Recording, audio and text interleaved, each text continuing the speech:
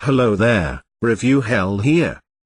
Today I will be showing you the difference between a real tech channel and a fake tech channel. This comparison is between Rich from ReviewTechUSA and Elric from Tech of Tomorrow. Both are bald, overweight men from America. But the difference between them are like chalk and cheese. Let's start with watching the intro of each video and let's compare to see the difference.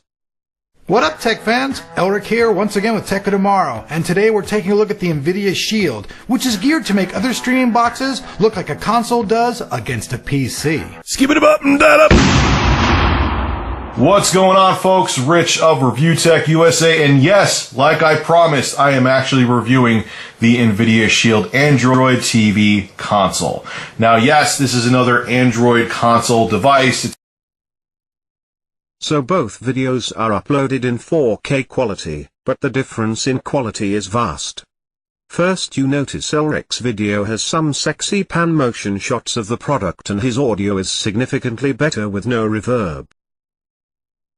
Rich's video on the other hand has terrible reverberated audio, the camera is in a fixed position the entire time and the background surface isn't appealing. Rich messes about telling you things you don't need to know or already should know. Now what I mean by this is that compared to a Roku, an Apple TV, or a Fire TV, the NVIDIA Shield is simply more powerful. So in the box you get the Shield itself, AC adapter, HDMI cable, USB cable, and Shield controller. Optional accessories include a Shield stand and a Shield remote. Now the Shield remote is for those people who prefer its use over the controller. Visually speaking, the Shield itself is pretty minimal, but it looks badass with that glowing NVIDIA green and makes a sweet addition into your home entertainment setup. Again, Elric is right to the point. He briefly talks about the product's competitors, accessories, and how the device looks visually.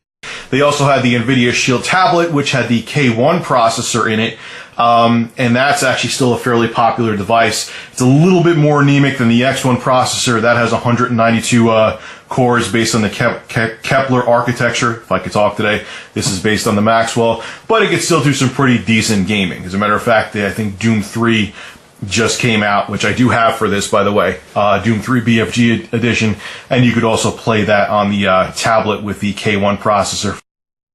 Meanwhile, Rich wastes time only talking about the previous version of the product. Rich also stumbles his words and talks about the inner hardware of the previous device. People don't care about the old version. This is a review of the current one. The included controller isn't mind-blowing, and design-wise looks very familiar, but it works well and feels solid. Plus the built-in stereo headset jack and microphone for voice search is a nice touch. And there you go. And then that's the how you charge the controller.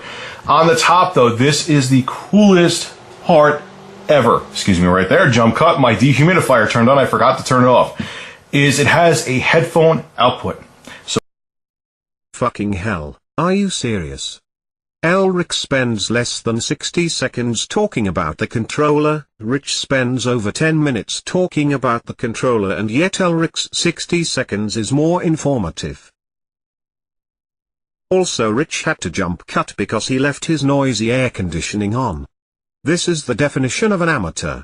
Rich spends so long talking about the controller because his knowledge of the rest of the system is limited. Touching a bit on voice control, it's powered by Google Voice Search, and it works really solid. Stargate SG-1. Yeah, baby.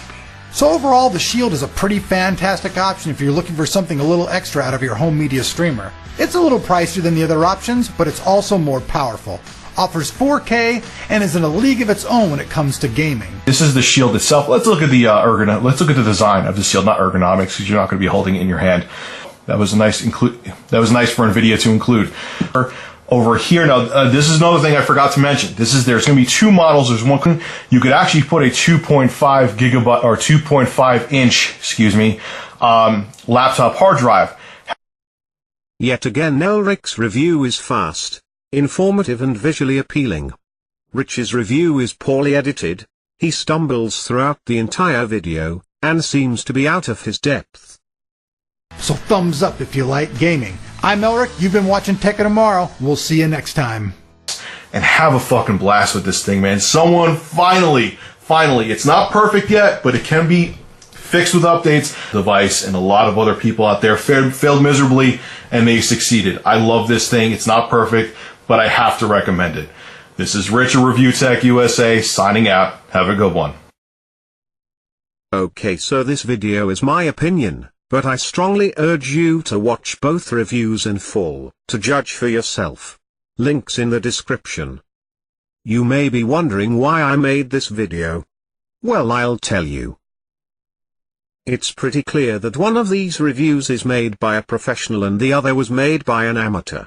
One review is good and the other is bad. Here is the kicker, and the thing that really pisses me off. The worse review got more views. Look, Rich's review got almost 3 times the amount of views. This is disgusting and needs to stop. This video is about building awareness that there is better and more reliable tech channels here on YouTube. Elric's review lasts over 3 minutes, Rich's review lasts for over 23 minutes. But I got more relevant information from Elric's video despite it only lasting a fraction of the time. I have made this chart. It shows the rankings of tech channels. Thanks for watching and please subscribe to Tech of Tomorrow and unsubscribe from ReviewTechUSA.